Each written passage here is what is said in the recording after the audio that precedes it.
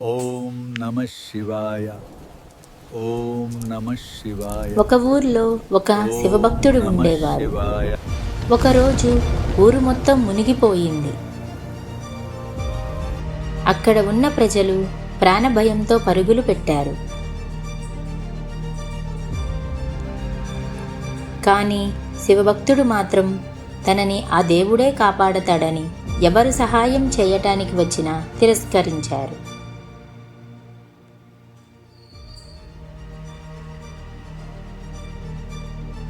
ఓం నమః శివాయ. ఓం నమః శివాయ. చివరికి అతను శివనామస్మరణతో ప్రాణాలు విడిచారు.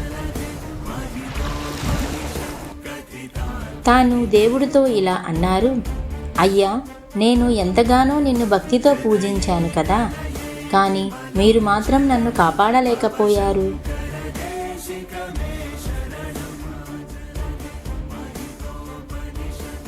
ఆ శివుడు నవ్వుతూ ఆ భక్తుడితో ఇలా అన్నారు, ఓరి వెర్రి నాయనా, నేను నిన్ను కాపాడలేదా?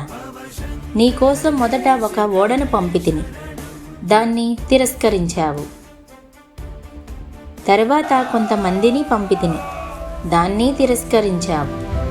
చివరిగా నేనే గాలిలో వచ్చాను, దాన్ని కూడా తిరస్కరించావు.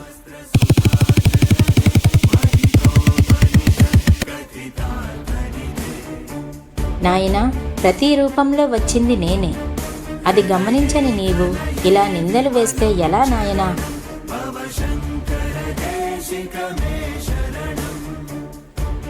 ఈ కథలో సారాంశం, దేవుడు మనిషి రూపంలోనే ఉంటారు.